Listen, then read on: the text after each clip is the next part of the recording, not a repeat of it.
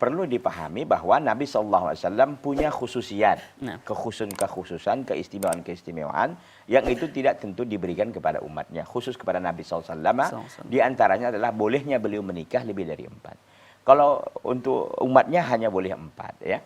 Dan kita tahu, Bu, waktu sejarahnya ketika beliau di Madinah, ini kan banyak para sahabat yang memang memiliki istri lebih daripada 4. Ada yang 9, ada yang 10. Maka kata Nabi, talak yang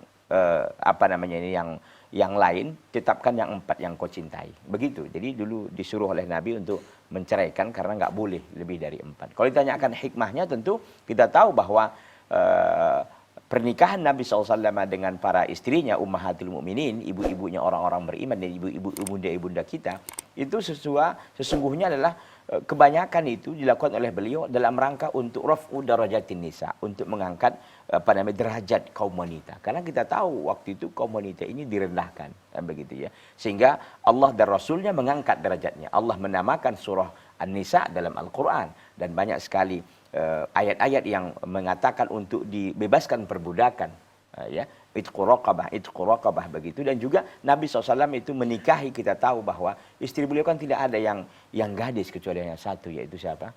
Ibunda kita Aisyah radhiyallahu taala anha warḍaha. Yang lainnya ada yang sudah tua, ada yang janda dan lain-lain. Intinya Nabi SAW melakukan itu bukan semata-mata syahwat, ya, tapi karena lebih ingin menolong, mengangkat derajat dan sebagainya. Wallahu taala alam.